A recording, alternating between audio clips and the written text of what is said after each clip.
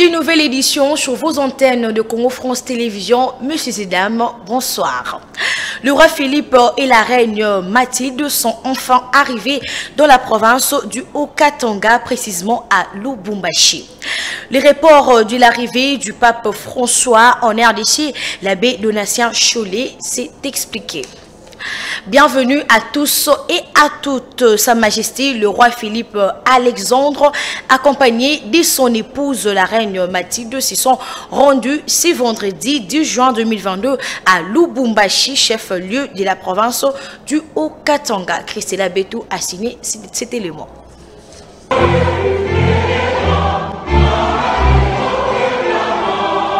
Le roi Philippe Alexandre et son épouse la reine Mathilde se sont rendus à Lubumbashi, chef-lieu de la province du Haut-Katanga, ce vendredi 10 juin 2022. Toutes les dispositions de la capitale du cuivre se sont mises en marche pour un accueil chaleureux au roi de Belge et son épouse. Sur ce, le gouverneur de la dite province, Jacques Kabouya Katoué, souhaite au couple royal le bienvenu et un séjour agréable dans la province du Haut-Katanga.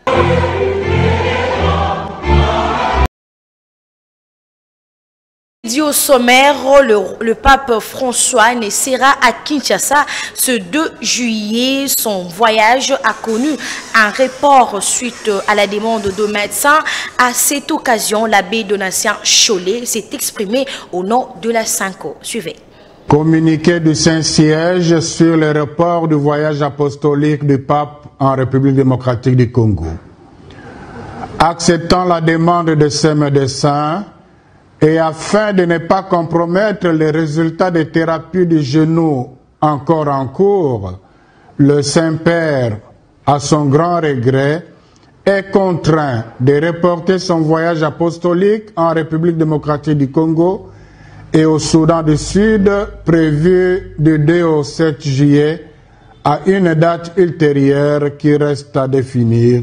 Je vous remercie. Le collectif Free François Beya a écrit au roi Philippe sur la situation très critique de questions de droits et libertés individuelles en RDC et alerte sur le cas de François Beya et tant d'autres personnes qui subissent l'injustice. Nous y reviendrons dans nos prochaines éditions. Le président de l'Assemblée nationale, Christophe Mbosso Kodia, juge urgente et nécessaire l'adhésion de la RDC à la communauté d'Afrique de l'Est en disant qu'on doit combattre l'ennemi de l'intérieur et de l'extérieur. Dalia Abelema. Nous ne pouvons fuir personne. Le Congo est le seul pays qui a 9 voisins au monde. Nous sommes les frères et nous sommes libres pour la défense de l'intérêt de notre pays. D'être dans toutes les organisations. À l'intérieur de l'organisation, l'État qui nous entraîne, qui nous agresse, nous lui pointerons le doigt. Nous n'allons pas fuir. C'est pas pour cela que nous allons dire on ne sera pas membre de cette communauté-là parce qu'un tel est là. Non. Nous serons là et nous défendrons nos intérêts. Et nous ne perdrons aucun intérêt. Nous compterons à l'intérieur et à l'extérieur. C'est ça la politique que nous devons adopter. Pas fuir. Non. Pas nos amouralités. Pas nos amouralités. Nous affronterons. Nous avons toujours crié à Congo. Na pourquoi na beaucoup na fait Jérusalem na Kigali. Non. La structure collective pour le développement du Congo, SEDUC en sigle, créée par Arlette Odia Kachama, s'est affiliée au parti du sénateur à vie PPRD le jeudi 9 juin 2022. Cette cérémonie d'adhésion a eu lieu au siège du PPRD. Junior Tankwey et Josephat Mwanza dans ses commentaires. Il a décidé de s'affilier au Parti du peuple pour la reconstruction et la démocratie du sénateur à vie Joseph Kabila Kabange. Les collectifs pour le développement du Congo, SEDIC en sigle, que dirige le maître Arlette Odia Kachama. Le siège du PPRD a vibré le jeudi dernier au rythme de joie, chansons, sifflets, avec une forte mobilisation de membres du collectif, signifiant leur satisfaction pour cette nouvelle alliance entre le SEDIC et le PPRD. Chaleureusement accueillis par le cadre et militants du PPRD présents à cette cérémonie d'adhésion, occasion faisant le larron, maître Arlette Odia a expliqué les raisons et les motivations de son choix sur le PPRD du sénateur à vie Joseph Kabila. Et titres respectifs, mes chers camarades, je suis heureuse de voir le parti cher au président de la République honoraire, son Excellence, Monsieur Joseph Kabila Kabange, ouvrir ses portes à notre mouvement dénommé Collectif pour le développement et l'unité du Congo, SEDUC en sigle, à chacun de ses cadres, dont moi-même. Ceci indique qu'au PPRD, il y a de la place pour tout citoyen ou tout groupe de citoyens désireux d'y entrer.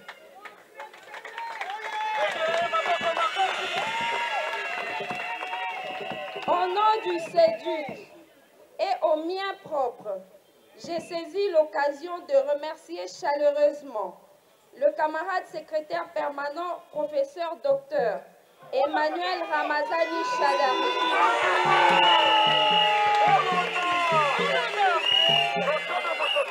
pour l'acceptation de notre demande d'affiliation au parti.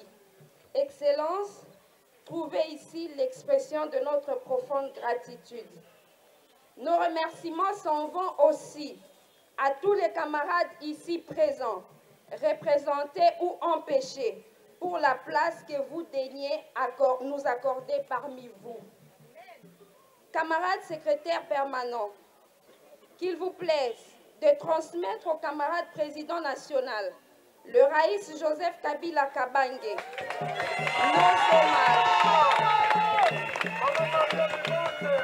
nos hommages les plus déférents et notre gratitude pour la création du parti et pour son dévolu jeté sur votre bienveillante personnalité hier, aujourd'hui et sans doute demain. Satisfait de cet acte, le secrétaire permanent du PPRD, Emmanuel Ramazani Chadari, qui a reçu cette nouvelle famille avec beaucoup d'amour. Notons par ailleurs que cette adhésion du collectif pour le développement du Congo marque la sérénité et la bonne vision du PPRD au profit de tous. Continuons cette information avec cet élément, diplôme d'honneur du prix de l'anticorruption, de la bonne gouvernance et du patriotisme, décerné au chef des services de l'inspection générale des finances, Jules Alingeti. Écoutez le point de vue du journaliste Basile Sombo, joint au téléphone de Claudiane Liboula. Nous avons réfléchi ensemble avec le jury à attribuer le prix de l'anticorruption, de la bonne gouvernance, mais aussi de l'esprit patriotisme à messieurs chefs de service de l'inspection générale des finances, M. Jules Alingeti, de par sa prestation en tant qu'un patrouilleur, quelqu'un qui a mis fin au détournement des deniers publics avec un contrôle efficace. Voilà, nous avons pensé de la sorte. Et à notre part, nous disons à tous les Congolais, il faut avoir cet esprit du patriotisme, parce que lorsque vous aimez plutôt votre population, vous n'allez pas détourner l'argent de l'État, parce que l'argent de l'État sert à beaucoup de choses, entre autres l'éducation de nos enfants, l'accès aux soins médicaux et le paiement de salaires de fonctionnaires, mais aussi des agents de l'État. Voilà que nous, de la presse objective du prix Moudouazamani, nous avons ainsi pensé décerner. Voilà, c'est les décors qui étaient faits. Donc merci beaucoup. Parlons sécurité. Dans ce journal en visite d'inspection à Kibumba, le général Célestin Mbala, chef des FARDC, a réconforté la population victime de la barbarie rwandaise. De vivres et non-vivres ont été mis à la disposition des personnes vulnérables par le numéro 1 de l'armée. Regardez. Profitant de sa mission en territoire de Nyiragongo, le chef d'état-major général des FARDC, le général d'armée Mbala Moussense Célestin, a eu ce jeudi 9 juin 2022 à Kibumba une séance de travail avec la notabilité de Kibumba, l'administrateur policier du territoire de Nyiragongo, la société civile et les services spécialisés. Au cours de la rencontre, il a transmis son message de compassion à l'endroit de la population de la contrée. Le chef d'état-major général a remis une assistance des vivres constituée des sacs de farine, du riz, d'huile végétale, des médicaments et une enveloppe consistante pour l'achat des feux prix au bénéfice des habitants qui ont eu le temps de faire leur doléance. Mbala Moussense les a rassurés de la détermination du commandant suprême des FARDC à ramener la paix.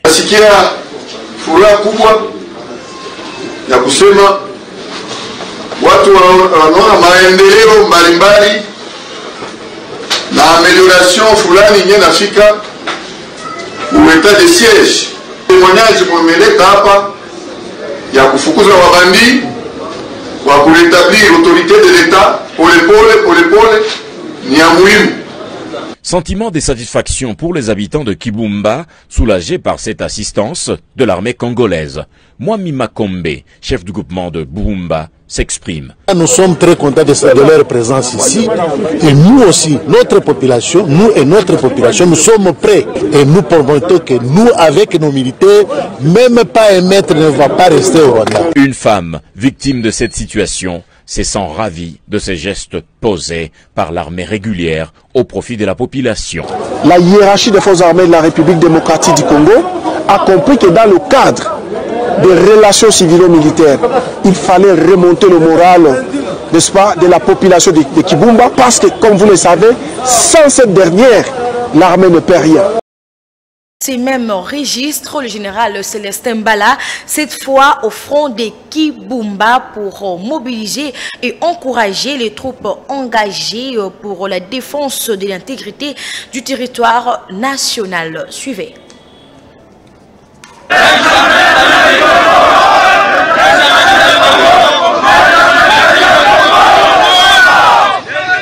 Visite de commandement et d'inspection ainsi que réconforter les troupes qui ont combattu lors des attaques des terroristes M23 et ses alliés rwandais. Voilà la mission qui a conduit ce jeudi 9 juin 2022 le chef d'état-major général des FARDC, le gouverneur du Nord Kivu et le commandant de la 3e zone de défense à Kibumba dans le territoire de Nyiragongo.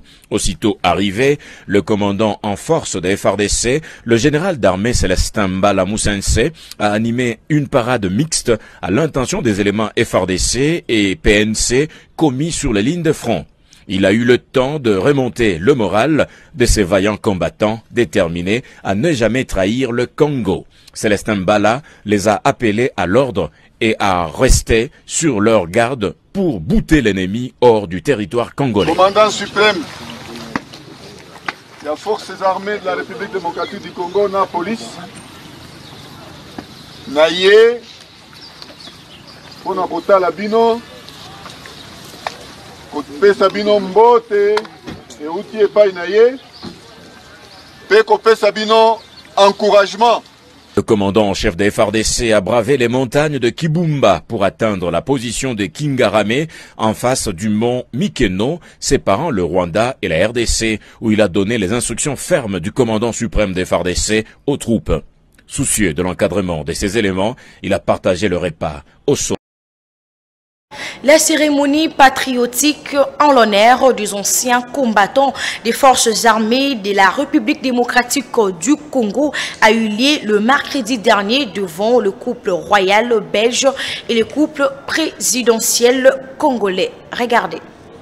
Le roi de Belge, Philippe, en séjour en RDC, s'est recueilli ce mercredi 8 juin 2022 au mémorial des anciens combattants situé au rond-point de la force publique dans la commune de Kasavubu. Un geste posé en présence du président de la République démocratique du Congo, Félix-Antoine Tshisekedi Tshilombo, pour honorer la mémoire des militaires congolais de la force publique décédés durant la Première et la Seconde Guerre mondiale en 1914 à 1918 et 1940 à 1945. Pour le ministre congolais de la Défense nationale et des anciens combattants, le docteur Gilbert Kabonda Kouringa, cette cérémonie est un hommage de ces deux nations à leurs dignes fils qui, durant la Première et la Deuxième Guerre mondiale, ont sacrifié leur vie pour que vivent à jamais dans la paix et la communauté d'intérêt les royaumes de Belgique et la République démocratique du Congo. Il a en outre formulé le vœu de voir Sa Majesté le roi des Belges et le président de la RDC donner l'impulsion d'une initiative de pérennisation multidimensionnelle du patrimoine commun qui constitue les hauts faits d'armes salvataires de la force publique. La cérémonie de cet instant est donc un hommage de nos deux nations à leurs dignes fils qui, en 1914 et 18 et en 1940-45, ont sacrifié leur vie pour que vive à jamais dans la paix et la communauté d'intérêt le Royaume de Belgique et la République démocratique du Congo. En ma qualité de ministre de la Défense nationale et ancien combattant, je formule le vœu que Sa Majesté le Roi et Son Excellence Monsieur le Président de la République, ensemble, donnent l'impulsion d'une initiative commune de pérennisation multidimensionnelle du patrimoine commun que constituent les hauts faits d'armes salvateurs de la force publique. Après l'adresse du ministre Kabonda, le caporal Kounio Kungoma Albert, âgé de 100 ans d'existence et le seul survivant de la Deuxième Guerre mondiale, a été décoré commandeur de l'ordre de la couronne parmi les plus hautes distinctions du royaume de Belgique par Sa Majesté le roi Philippe. Les colonels Découvert, attachés de défense à l'ambassade belge en République démocratique du Congo, avaient lu le mérite de la force. Prenons la page internationale. Sommet des Amériques, le président Joe Biden et son homologue brésilien Jair Bolsonaro ont adopté devant la presse un ton conciliant jeudi pour leur première rencontre bilatérale. Le président américain très critiqué a qualifié le Brésil de démocratie vibrante. Suivez ces reportages. Devant les grilles du sommet des Amériques à Los Angeles, ces drag queens interpellent Joe Biden et l'appellent à faire pression sur Jair Bolsonaro, accusé de n'avoir aucun respect pour l'environnement et les droits des indigènes. À l'intérieur, le président brésilien se défend, l'Amazonie est une question de souveraineté pour son pays et préfère insister sur l'entente entre Brasilia et Washington. Nous sommes vraiment absolument intéressés par un rapprochement, des liens encore plus étroits avec les États-Unis. Nous avons eu de bonnes relations pendant presque 200 ans. Même ton conciliant pour Joe Biden, oubliez les relations tendues avec Jair Bolsonaro et les inquiétudes de Washington sur les élections à venir au Brésil. Le Brésil est un endroit merveilleux avec un peuple magnifique, grâce à une démocratie vivante et inclusive et des institutions électorales fortes. Nos nations sont liées par des valeurs communes profondément enracinées qui ouvrent des opportunités incroyables pour nos deux pays selon moi. Le président américain avait été égratigné par plusieurs dirigeants d'Amérique latine. En cause, l'exclusion de ce sommet de Cuba, du Venezuela et du Nicaragua, que les États-Unis ne jugent pas assez démocratiques. Être le pays hôte du sommet ne donne pas le droit de choisir quel pays du continent peut y participer. Pour Washington, ce sommet régional devait être l'occasion de réparer ses liens avec l'Amérique latine après le mandat de Don Objectif, loin d'être atteint. Et en France, les élections législatives, l'abstention pourrait atteindre un record historique. Selon plusieurs sondages, de nombreux Français pourraient s'abstenir lors du premier tour dimanche. Reportage de nos confrères de France 24. Sont la classe d'âge qui s'est le moins déplacée à la présidentielle. plus de 40% des moins de 24 ans se sont abstenus dès le premier tour. J'aurais envie d'aller voter, oui, parce que ça compte pour notre avenir, ça compte pour tout, quoi. Enfin, mais je ne saurais pas pour qui voter. Ici à Cambrai dans le Nord, beaucoup de désillusions. Ça fait des années que ça passe pas, ou de justesse, mais ça passe jamais. Donc non, force, il y en a marre. On préfère me passer un dimanche en famille que d'aller voter. Les enquêtes d'opinion font ressortir un certain désintérêt pour ces législatives. Vous avez un électorat d'opposition, notamment de gauche, qui se mobilise relativement bien grâce à la campagne, qui a plutôt été une bonne campagne de Jean-Luc Mélenchon. Mais de l'autre côté, vous avez un désintérêt assez important des Français pour cette élection, sans grands éléments qui accrochent, sans enjeux tout à fait perçus par une grande partie de l'opinion, ce qui fait que vous avez une abstention qui est plus liée à un désintérêt. Il y a 5 ans, l'abstention était de 51% au premier tour. Les sondages projettent un taux au moins équivalent ce dimanche. Enquête sur l'assaut du Capitole le 6 janvier a été le point culminant d'une tentative de coup d'État, a affirmé le chef de la commission parlementaire Benny Thompson. Donald Trump était au centre de ces complots, a-t-il ajouté. Regardez. C'est une audience diffusée en direct sur les chaînes de télévision américaines. Les 9 élus de la commission parlementaire ciblent directement Donald Trump. L'ex-président a été au cœur d'une conspiration pour se maintenir au pouvoir, selon les conclusions de l'enquête. Il a perdu devant les tribunaux comme il a perdu dans les urnes de ce pays. C'est la fin du jeu. Mais pour Donald Trump, ce n'était que le début de ce qui est devenu un complot tentaculaire en plusieurs étapes visant à renverser l'élection présidentielle. Le 6 janvier a été l'aboutissement d'une tentative de coup d'État. Le 6 janvier 2021, des milliers de partisans de Donald Trump ont tenté de prendre d'assaut le Capitole. Pour Liz Cheney, l'une des 2 élus du Parti républicain assiégée dans cette commission, l'ancien président a joué un rôle clé. Le président Trump a convoqué la foule, a rassemblé la foule et a allumé la flamme de cette attaque. Pour appuyer ses conclusions, la commission a diffusé des images inédites de ces violences. Plusieurs témoins. La première, une policière renversée par la foule et blessée à la tête sur les marches du Capitole alors qu'elle tentait de protéger le bâtiment. Elle décrit une scène de guerre. Il y avait des officiers au sol. Vous savez, ils saignaient, ils vomissaient. J'ai vu des amis avec du sang sur le visage. Je glissais dans le sang des gens. J'attrapais les gens pendant qu'ils tombaient. C'était un carnage. C'était le chaos. D'autres témoins seront encore entendus lors des 5 autres audiences prévues jusqu'à fin juin. Dans l'est de l'Ukraine, les habitants sont face à un choix difficile, rester au péril de leur vie ou quitter leur foyer sans forcément savoir où aller. Reportage. Lysychansk est encore sous contrôle ukrainien. Mais cette ville du Donbass est une cible de l'armée russe. Les bombardements y sont quotidiens. Sans eau courante, les habitants s'en remettent aux camions-citernes. On reçoit de l'eau ici pour faire du linge et la vaisselle. Pour l'eau potable, on la prend d'une source. Mais il est difficile d'y aller, la pente est raide, elle est bombardée tous les jours. Il faut donc y aller sous les bombardements et les tirs. Face aux dangers et aux difficultés croissantes, cette femme s'est finalement décidée. Elle attend son évacuation. Les bombardements m'ont fait partir. Et puis mon petit-fils m'a supplié. Grand-mère, viens chez nous. Mais je ne sais pas où aller, j'ai perdu son adresse. Des convois sont régulièrement organisés pour partir. 19 familles sont volontaires ce jour-ci. Aujourd'hui, nous sommes à une nouvelle étape de l'évacuation des citoyens de Lysychansk. Il est très difficile de persuader les gens que l'offensive atteint un point critique. Mais il est grand temps pour eux de se décider à évacuer. En face de Lysychansk, la ville de Sieverodonetsk, où les combats font rage. Les soldats ukrainiens résistent, mais les Russes contrôlent une majeure partie de la cité selon les autorités locales. Dans toute la région, de nombreux Ukrainiens doivent vivre dans leurs caves, tous ceux qui n'ont pas pu être évacués ou qui ont refusé de partir. C'est la fin de ce journal, mais avant de vous quitter, voici les rappels des titres.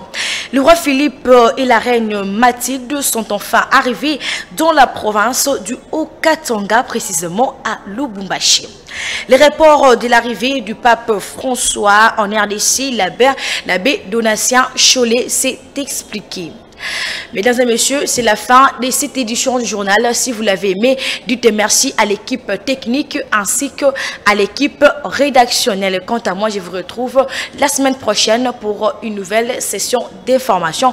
Au revoir et bon week-end à tous.